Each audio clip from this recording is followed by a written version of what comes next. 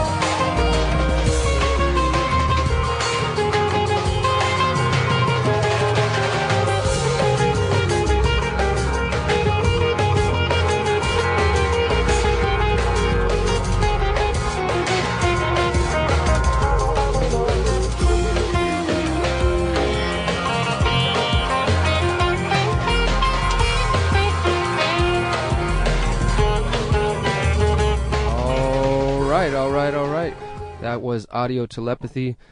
What do you think about that, Micah? I don't know why we always have to stop the music and stuff, you know? Yeah, maybe keep that going in the background, Johnny. Roll it a little bit. Yeah, it kind of sounds cool. Not too loud. Yeah, just chill, you know? Oh, I do like that. Yeah, for sure, man. I definitely appreciate everybody listening in today. I'm going to KPFT, Freethinker Radio.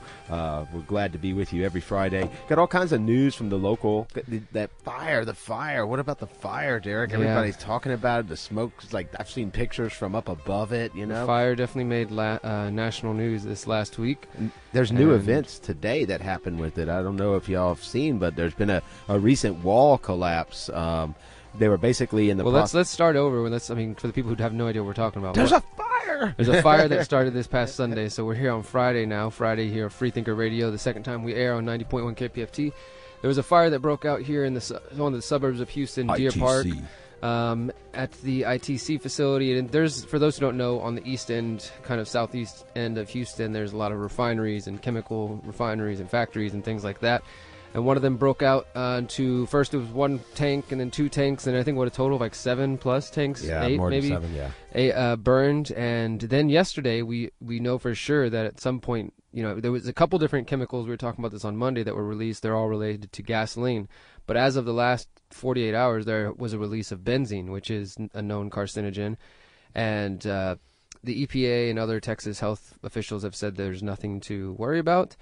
Residents have been very skeptical, I'd say. I definitely talked to more than a few friends in the Deer Park area. I was trying to get some people on the radio who've said, they've experienced headaches and things like that. They shut down schools. Most of the schools have been told to stay inside, right? They had like a shelter kind of for some warning. Time. It was lifted, actually, while there was still stuff in the air. But. Yeah, so that was lifted, but so what you're saying now, Micah, walls now? Yeah, a wall that's holding back almost 1 million gallons of toxic flammable liquids collapsed today at the same site, and people at nearby industrial sites and the State War Memorial were warned to take cover, and that's new news today. Workers at Intercontinental Terminals, that's ITC, storage facility in the suburb of Deer Park, were in the process of pumping chemicals into another tank. Earlier, Brent Weber, the executive overseeing the recovery work, told reporters the threat of a benzene release would be heightened during this process. ITC said it's working to determine the precise contents of the spill, although a spokesman declined to say where the fluids were headed. The U.S. Coast Guard closed a portion of the nearby Houston Ship Channel, which is downhill from ITC's property. This channel is one of the busiest commercial shipping facilities in North America, connecting Houston's manufacturing and oil refining nexus to Galveston Bay and the Gulf of Mexico. Although the channel is a key maritime thoroughfare, it's not a source of drinking water for Houston or its suburbs. Before the collapse, there were 20,000 barrels, 840,000 gallons of a refining byproduct called pie gas left in one of the tanks consumed in the 4-day blaze. Another 40,000 barrels of chemicals lingered with the disaster zone, Weber said in a meeting with reporters about 2 hours before the collapse today. The U.S. Chemical Safety Board announced late Thursday it will be investigating the blaze. The Texas National Guard dispatched troops to assist local authorities with air monitoring. On Friday, the lone monitor detecting benzene was on the northeast side of Deer Park, the working-class suburb near the Houston Ship Channels that's home to ITC's tank farm. The U.S. EPA, one of 4 entities conducting air tests, said its own monitors hadn't registered any signs of benzene on Friday, today. So, yeah, So they haven't explained away that discrepancy. Now there's all kinds of other chemicals leaking out. Things don't just end. Yeah, so if that's one thing I guess we're willing to take calls on. I definitely want to hear from some Houstonians. If you are having any odd symptoms or just dealing with things, if you live in the Deer Park area, we'd love to hear from you what your experience has been out there. Or perhaps historical instances, that are similar. Sure. This, like I said, it made the national news because it's been like a giant cloud of just all kinds of stuff floating over the city for a few days. And a couple days ago, I noticed it, and at first I was like, oh, wow, is there like some weird, because I saw this grayness in the back. I was like, man, looks like there's a huge storm on the way. And then I got a closer look later. I was like, okay, this is not like a storm. And then, yeah, that's when I heard that there was this fire going on. So we'll definitely keep an eye on it. Hopefully we can talk to some Deer Park residents, 713-526-5738, or anybody who's affected by it. We'd love to hear from you. And, I want to talk a little bit about some local things as well, something else I was involved in this week. First, though, I want to let our audience know we do have our loyal friend Johnny running the producer deck on the other side of the microphone over here. He'll be checking out your calls. If you got anything to say, what's up, Johnny? He has his hard I'm job. doing good. What's your week been like so far? Just walking a lot of dogs, enjoying the weather, man. Johnny's a professional dog walker. I'm a dog butler. Dog butler. Okay, excuse me. He has a title. Yeah, no doubt. Give us some dignity. Word. Well, Johnny's going to be working the phones. I think we might have somebody waiting for you. Yeah. But cool. All right, guys. And he's really allowed us to kind of step it up since we've come over here on FM, and, we get to sit on this side and just talk to y'all. We don't have to worry about phones. We don't have to worry about phones. If you ever tuned in on the HD side, you might have got hung up calling in, Maybe once or twice. And I don't know. He has to go through a lot of stuff, a lot of buttons and switches, and it's sometimes a thankless job, but we want to make sure we thank him, thank KPFT, and call in at 713-526-5738. Let us know what's on your mind. That's for sure. I want to share with you guys a little bit about something I did this week that also relates to a story that popped up here in Texas. So last week we had a pretty lively call-in session with people talking about vaccinations was the main thing. They were passionate.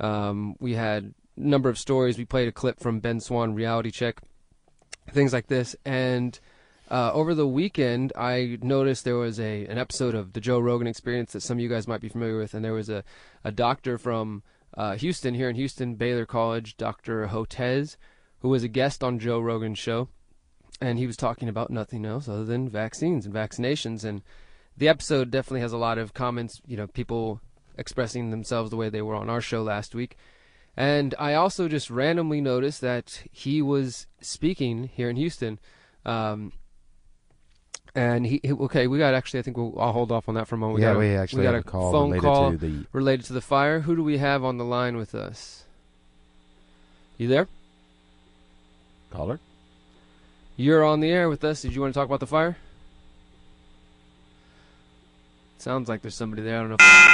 Whoa. That was very nice. All right. We love hearing that. If this ever happens and you do get disconnected, feel free to call back. Please do try to call back. Sometimes there's a little glitch and such. 713-526-5738.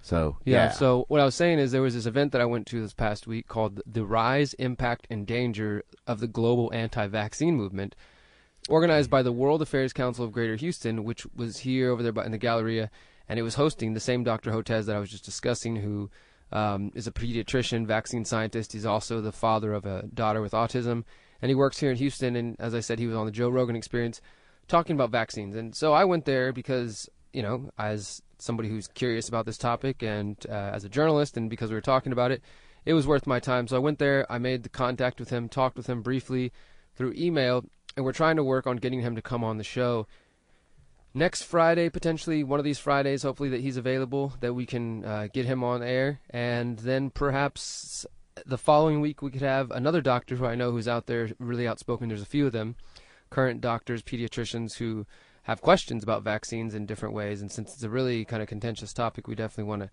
get all opinions and perspectives. And that's pretty much all I want to say on that, because if we do get Dr. Hotez as a guest, most of my thoughts I'd rather share with him directly, as opposed to talking about it while he's not here. But yeah, so that's just the reason I say that's related, is because there were just 2 more measles cases reported in Texas, bringing the total to 14. These cases were in Bexar County and Tarrant County, and what he was saying during his talk on Wednesday is that Texas is one of the, in his words, worst places. It's like a hub for anti-vaxxers, and again, in his words. And outside of the science, the big question that Micah and I have been exploring over these past months, as this issue has become more of a kind of a hot button issue, is when one doctor is out there saying that, well, not just one, but when this specific doctor is out there saying that measles are on the rise again, and if we don't stop this anti-vaccine movement, what they call an anti-science movement, then we're going to get people dying from smallpox and measles and all kinds of things again. And in order to prevent that, we might have to force some people to vaccinate themselves or their kids. And that's where we have issues and problems. And that's definitely something we want to talk about with Dr. Hotez.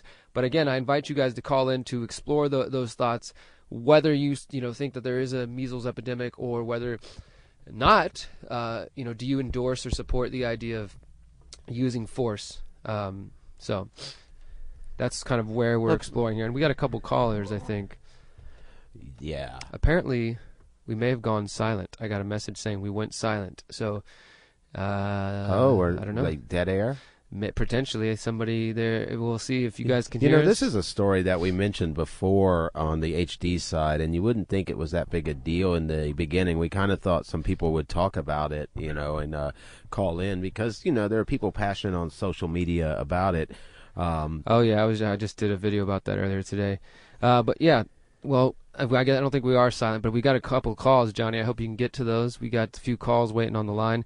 Whether you want to talk about fires or vaccines or this next story Mike is about to get into, we would love to hear from you at 713-526-5738. There's so much going on. I kind of alluded to one story, and I'm going to go ahead and just hit the headlines on it. But y'all may have been familiar with the drag queen story time that was being hosted in the public library, Houston.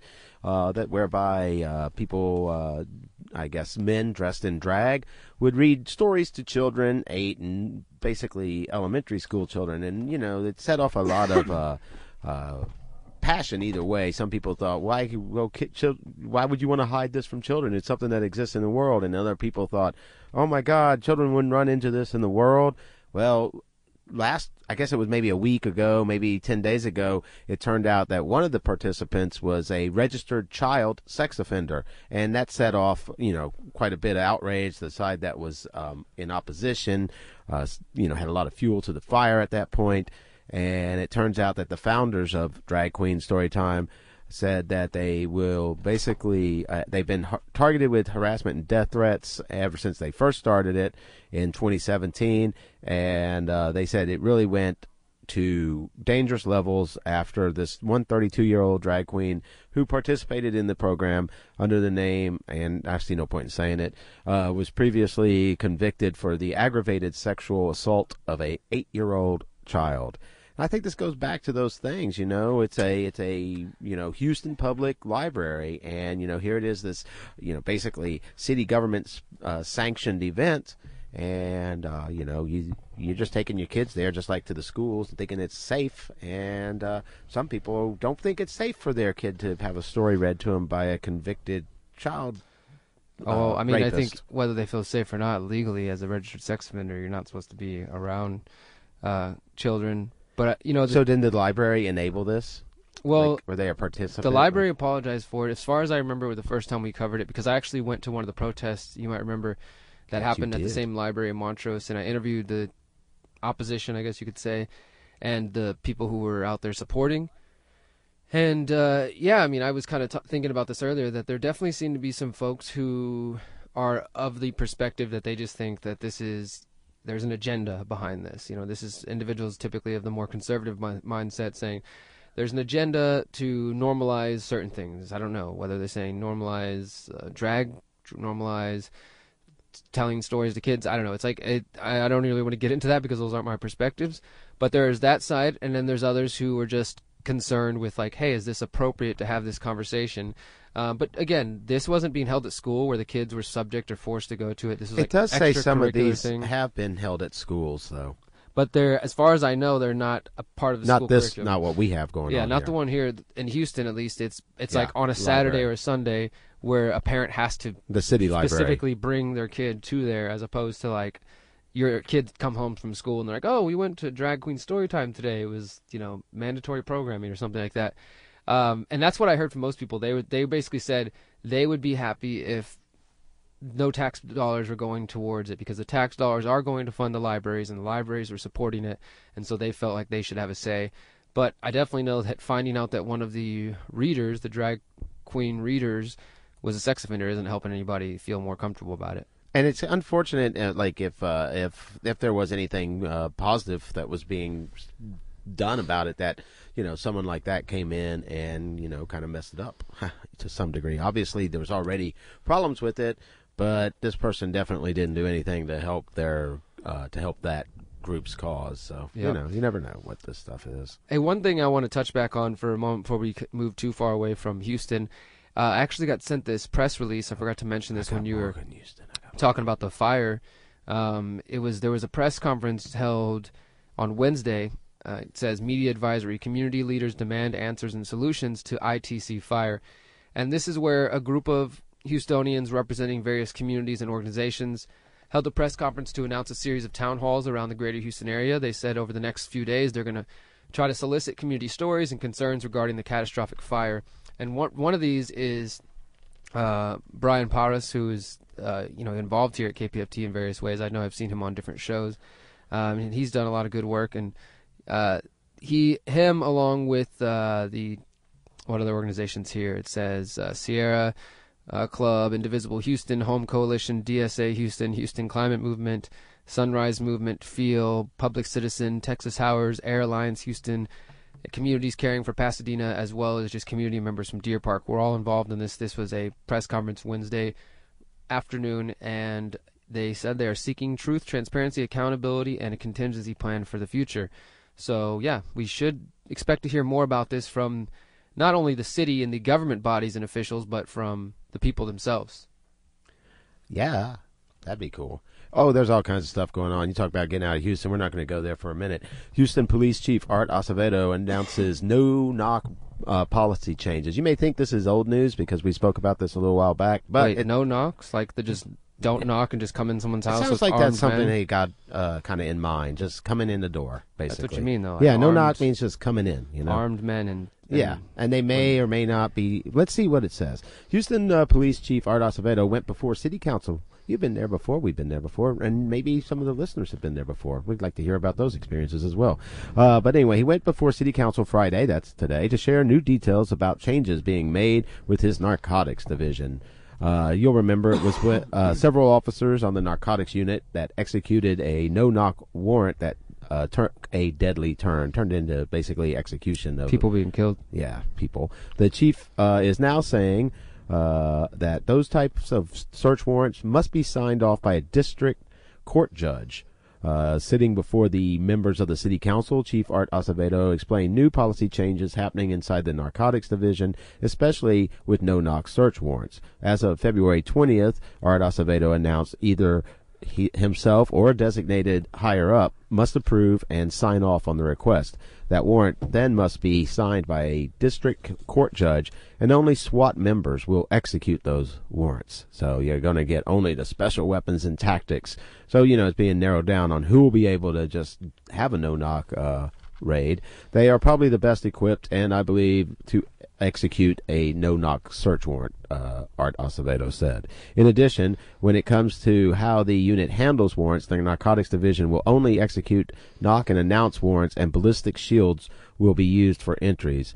narcotics lieutenants also be present as those warrants are being executed. Questions still loom around what really was going on inside the home on Harding Street. Many neighbors claim the two victims, Dennis Tuttle and Rosina Nicholas, were not involved in drug activity, as the Houston police claim.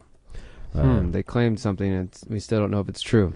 And the main thing is, they also, I'm kind of surprised there's not more focus on the body camera or the lack thereof, but Yep. and new requirements. He also, it does say here, sorry, he also mentioned new policies are being developed for the narcotics division in regards to body camera. How long does it take to put down there must wear body camera? Yeah, how long does it take to figure out, hey, whenever we don't have the cameras on, the cops are free to do whatever the heck they want, even though in some studies they have shown that they're not exactly the deterrent that people promise them. Maybe you're not getting into the bureaucracy enough, Derek, because right here it says an entire new testing phase for the different camera mounts is beginning soon within the department. So, who knows how long such a testing phase requires. I mean, you see it walking around. It seems like any camera on these people would be better than no camera, right? And get the testing going at the same time. I don't know. This is some serious stuff. Oh goodness, Mayor Turner. Well, I got one right here I want to throw your way since you mentioned body cameras. This is not body cameras, but it's more cameras. And More cameras? I've heard about this idea, but I'm not sure if it is effective as people might think, but we'll see. Kima to use gun cameras for their police officers. Kima Police Department, of course, is just outside of Houston for those who are unaware. It says it'll purchase weapon-mounted cameras as soon as funding is secured.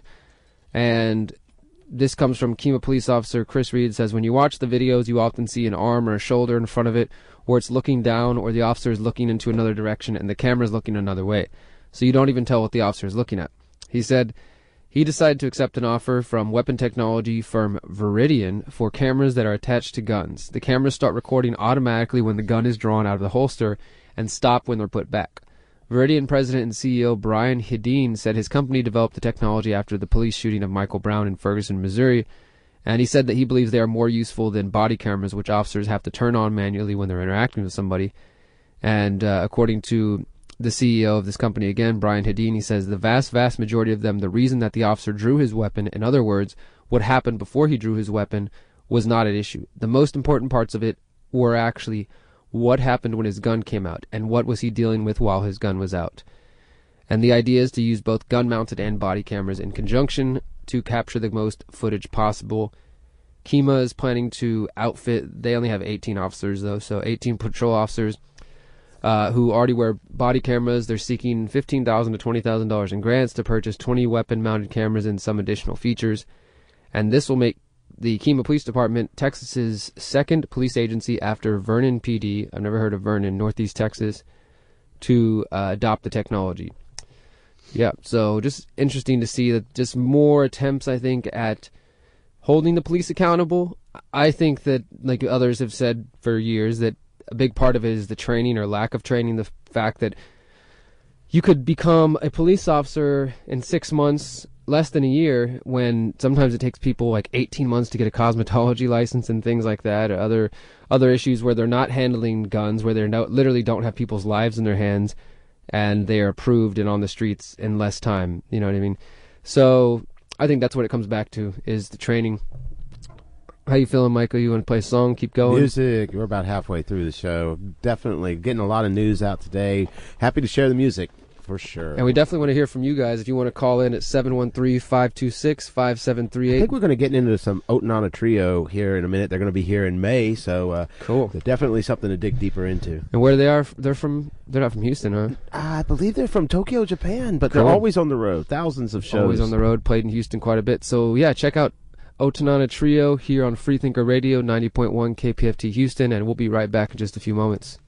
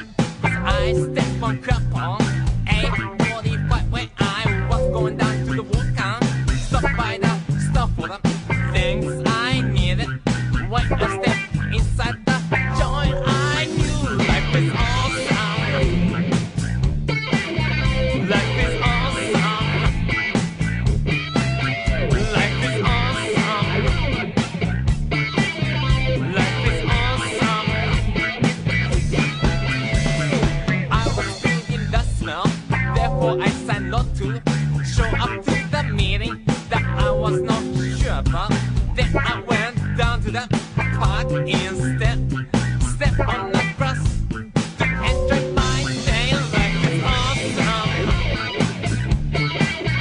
Life is awesome. Life is awesome. Life is awesome.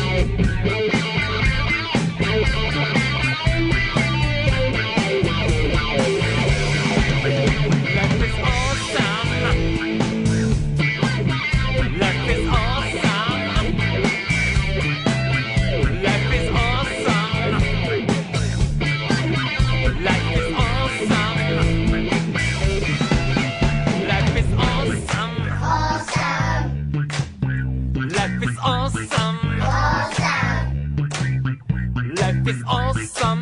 Awesome. Life is awesome. Awesome. Life is awesome. Awesome.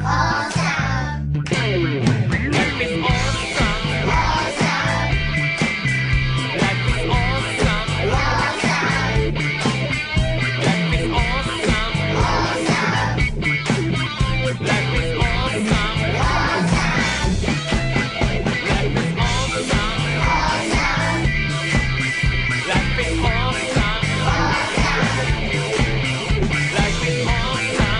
Awesome. Life is awesome. Awesome. Life is awesome. Awesome. Life is awesome.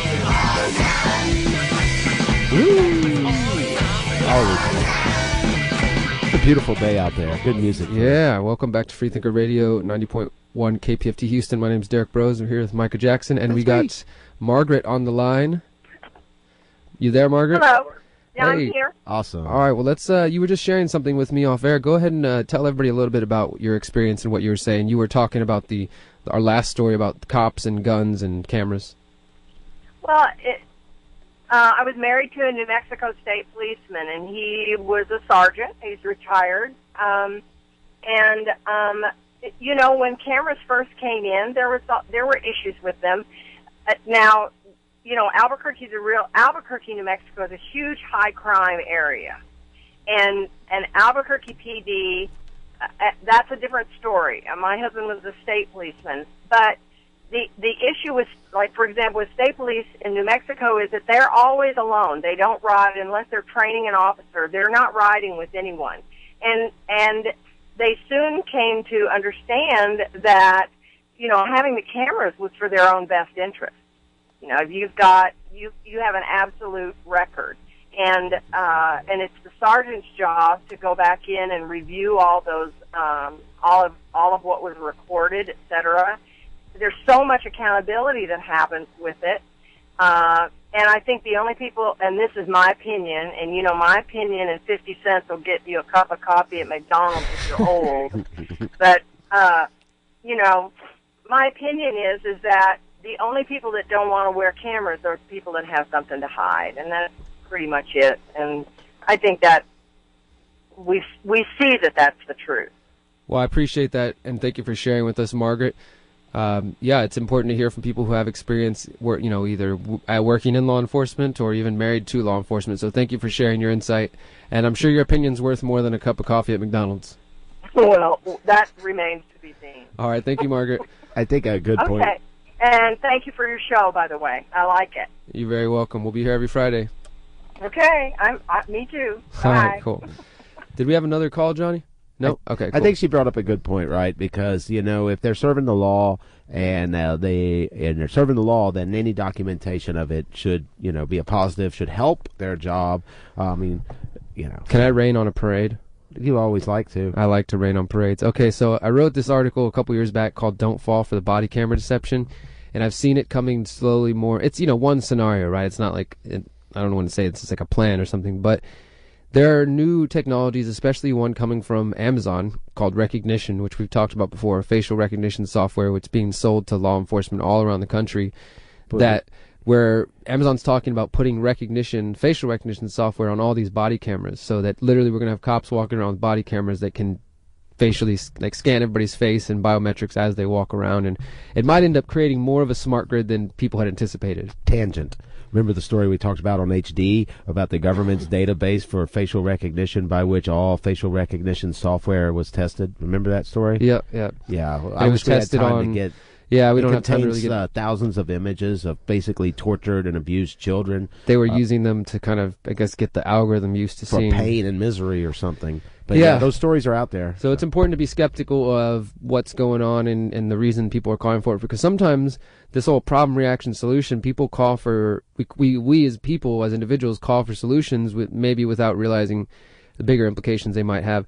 Did you want to touch on that thing you just showed me, Houston-wise, before we go wide? I got some national, international stuff. Well, I guess I can. There's a couple of things, but there's a man that's basically suing Harris County because of a deputy for shooting him outside a flea market. A trucker whose aggravated assault case ended with a mistrial has sued the Harris County Sheriff's deputy who accused him of the crime and shot him outside a flea market. This was from a 2017 case on the 8700 block of Airline Drive. They say the deputy was fearing for his life, opened fire on the vehicle, striking the vehicle and the individual several times, including in the back and legs. He was then charged with aggravated assault against a public servant. The deputy shot at him at Lamas 15 times, he said Wednesday during a press conference. 9 of the bullets hit the vehicle, and 4 more penetrated the body. Yeah. Crazy stuff, man. Do we have another call, Johnny? Yep, okay, we got one. Johnny doesn't want to talk today. Who do we got on the line? Johnny from Lamarck, Texas, surrounded by Republicans and a few free thinkers. Well, how are you doing today, Johnny? Could be doing better, could be doing worse. All right, what's Listen, on I'm your mind? responding to the lady who just called. The issue of whether or not law enforcement who are armed with guns should also be fitted out with body cameras is not a solution in the long term, and here's why. We have lots of documented evidence now with cameras being on officers in these recent years where even when they come equipped with cameras, whether or not they've got, quote-unquote, something to hide, doesn't affect the fact that the behavior when they interact with members of the public determine ultimately the type of officer they make. For example, that gentleman who was killed up in the woods, that homeless gentleman with the beard, I've forgotten his name, in the state of Arizona or New Mexico. Do you remember that? Yeah, I do.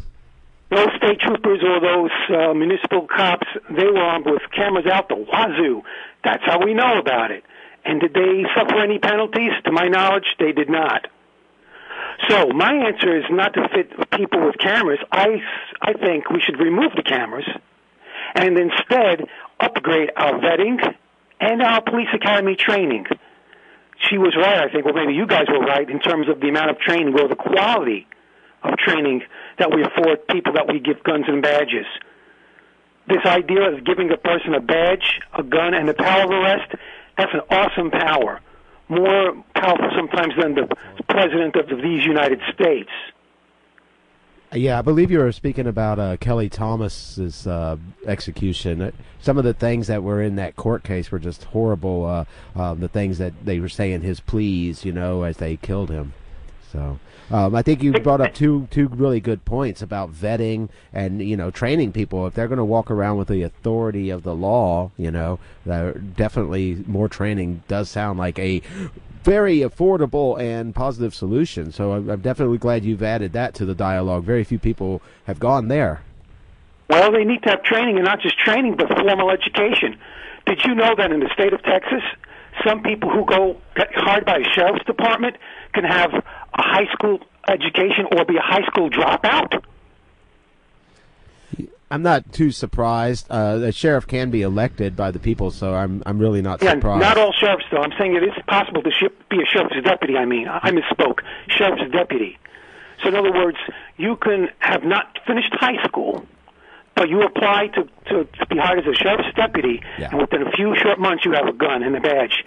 And you're in charge of determining people's guilt or innocence on the spot, people who might have a college education, but because of the color of their skin, they get shot. Yeah, we appreciate that insight, Johnny. Thank you for One sharing last again. question for you guys. Sure. Hello? Yeah, go ahead. Yeah, earlier you mentioned about reducing money or cutting off taxpayer funding to libraries because of the issue you have with...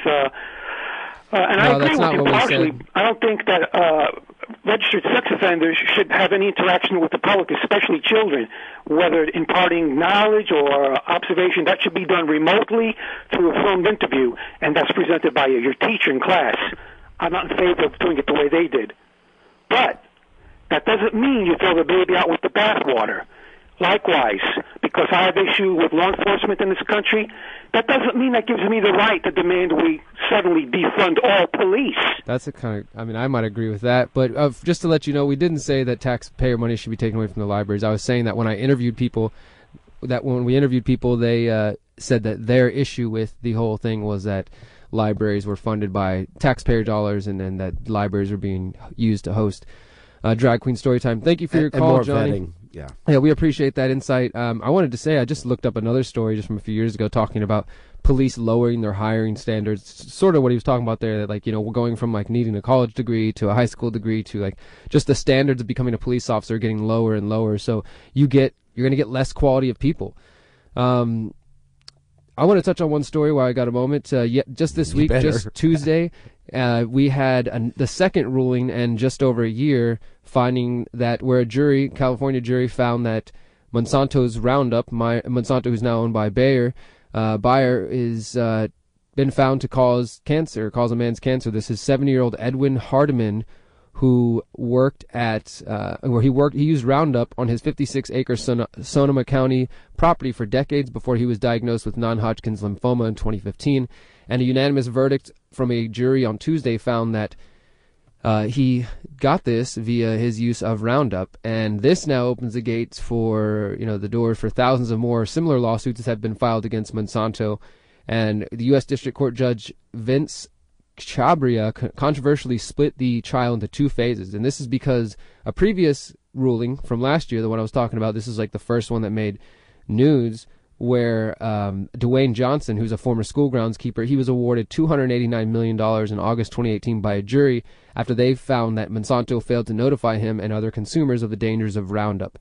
And in that case, a big part of it was that they showed that Monsanto for years has worked to conceal scientific evidence, to manipulate, to misrepresent it, and to intimidate scientists. So in the second trial, the judge basically said that information would not be allowed in court. But even without that information, the jury still found in favor of this man and said that his use of Roundup and Monsanto's failure to accurately warn their consumers is contributing to people's cancer. What were you saying? I was just going to ask you if you thought, like, having Monsanto people as involved in the FDA and vice versa and in and out, if you thought that kind of maybe like meant some difficulty in you mean revealing what's really going on, that revolving door between government and corporations, where Monsanto has lawyers who then get into the FDA and then people go from back and forth. Yeah, wasn't one of like the former head of the FDA? Yep, you can look at there's a number of examples, but there's a few people who are kind of the more well-known examples. But let's make things easy. When you do the research and you start digging, you can see people who have worked in Monsanto. And so if something's in your way, you just put a different hat on and go through a revolving door. When you get out of push the button. You work as a lawyer for a little while, and then when you get bored with that, your buddies in government say, hey, we got a position here where you can go ahead and be in charge of the very same thing you were just, fighting law for. And then when you get bored with that, you can go back. Some of them do the back and forth number. Yeah, that's probably cool. They go around the revolving door a couple times. They like to mix it up. Yeah, they're not they satisfied. Run in there and push some buttons and change some things, run over there and change some things. They're not satisfied with one revolution. They have to go in circles. I guess they want that power of government, right, to help control like their opposition. It feels good. You feels know? good when your buddies are in government. You can just say, hey, can you bend that rule for us? Can you? So they don't shuff-" really want to compete like in a free market or anything. They just No, they definitely don't want competition. They want people to be able to have one main choice. And if you think about it, both those companies, Bayer, who now bought Monsanto, look at the history of these companies. They're chemical companies. They go back to Agent Orange, World War II, weapons of war, chemical weapons of war, and then they get involved in the insecticide, pesticide industry, and now they're involved in the food industry with genetically engineered, genetically modified foods. But at the end of the day, the heart of it, these companies are chemical companies, and not just any chemicals, because chemicals can be neutral, can everywhere, be right? anything. But these are chemicals that again have been linked to cancer, and now this is the second jury finding that. So we'll have to wait to see how this unfolds in the future. Monsanto, of course, is going to fight it, and we'll see what ends up happening. But yeah.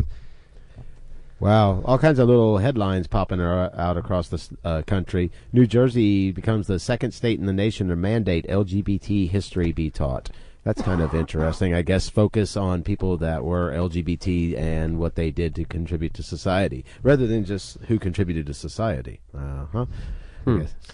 Well, it's just, I guess, for various minority populations, I don't know if that LGBT community is a minority. I don't really know. What about the history of banking cartels? Should they teach that? Media propaganda? They should teach the history of how government came about in general, and teaching people history of money would probably be important, because I feel like, we drive by many of us here in Houston live near or around this area, Dallas, Fed. and drive by or ride by the Fed. It's about a 5-minute ride from where we're at right now, and I see that, dude, we used to go there 2 times a week and be out there holding signs, and that was before there was a street light there, so cars were driving by 60 miles an hour. Now they got get a job. It'd be a lot easier now because there's actually 2 lights, but they've turned it into a park, so there's all these people in and around there, and I guarantee you, as it's we a whole saw new before, wave of people that don't know. Vast majority of them have no idea this gigantic building that they're walking, riding, driving by is the Federal Reserve and is controlling the money supply and slowly keeping them economic slaves. I guarantee you most people aren't aware of that.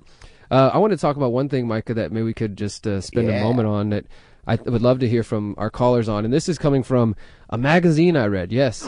Imagine that. Piece of paper. I picked it up. It was formerly a tree. I apologize to the tree, but I picked it up at a friend's house. You made trees economically viable. And it's an issue of Scientific American. So, yes, they have a website, but not everything always makes it there. Trees do have a website, trees.com. Check it out. I don't even know what's on trees.com. Please don't check it out. But, so this article, though, it's really interesting because it's something that is really, endearing to my heart, and that is the indigenous communities around the world. And this is also kind of an anthropological You don't even know those people. Why are they dear to your heart? Because of their struggles, because for the last 500 to 600, 700 years, indigenous people around the world have been fighting for their own way of life, whether that means, kind of culturally or physically, sometimes literally physically dying and fighting. This one is called Guardians of the Tiger People, which is the name given to this specific uncontacted tribe in Colombia, in the Colombian Amazon. And for those who are unaware, that there's a term that's used for uncontacted tribes, and that's basically tribes that we might be aware of, that there's, a certain amount of them, but we don't really know anything about their ways, and they have, you've seen some of these pictures floating around on social media where it's like these tribes who are colored in paint, and they're wearing maybe nothing, or they're wearing like a little skirt. And there's one picture where like the helicopter is basically flying overhead, and they're shooting bows and arrows at. That's that Indian tribe over there near India. Well, there's a few of them like this, and this is what I mean. There's reported to be at least 14 or 15 uncontacted tribes just in the Colombian Amazon, but there's probably hundreds of them around the world. And people, we kind of think of the modern world that everything's been discovered, everything's been explored. Sentinel probably very soon, but at this point, there still are various tribes that are uncontacted and who have made it clear they don't want to be.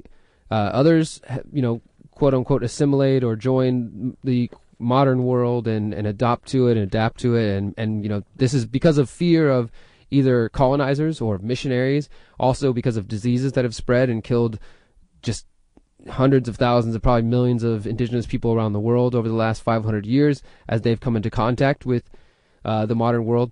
And so in more recent years, there's been this approach of leaving them alone, right? There's a lot of non-governmental organizations and nonprofits and government groups who try to figure out this. And one of these groups is called the Amazon conservation team, and this article kind of talks about their efforts. But the other thing that I just wanted to get Smoke's into, coming out of the fireplace again. the one thing I just wanted to get into related to Just this started.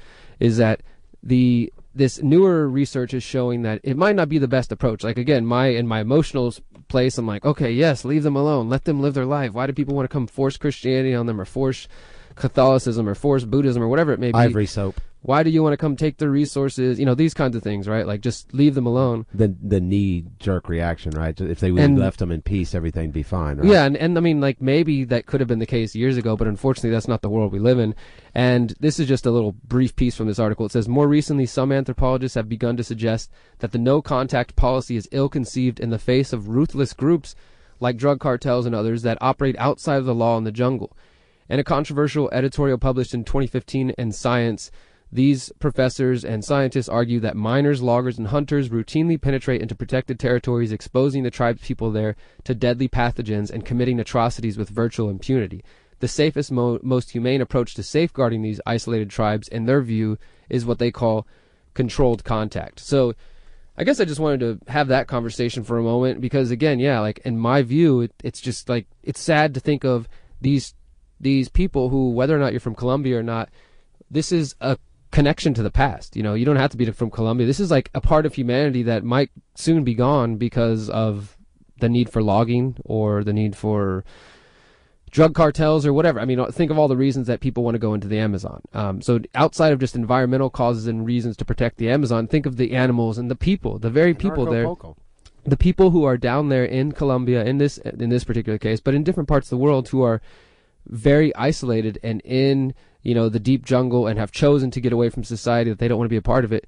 Should they have that right? I mean, I think obviously they do, but the world is encroaching on them daily. But at the same time, if you don't respect any borders, then everybody's got the right to go where they are.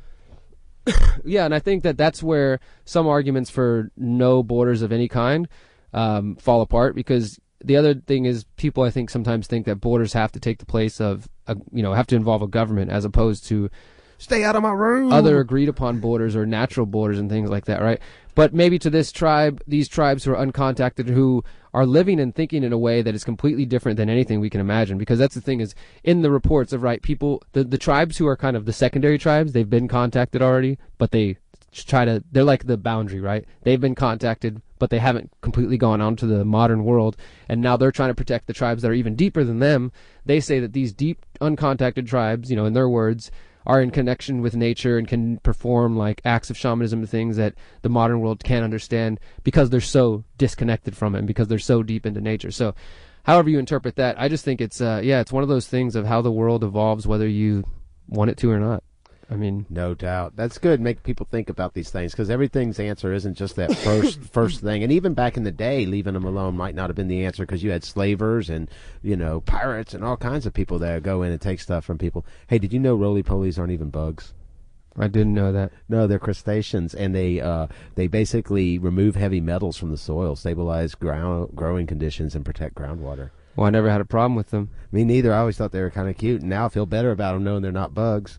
Just like kind of little crabs or something, Anyway, so.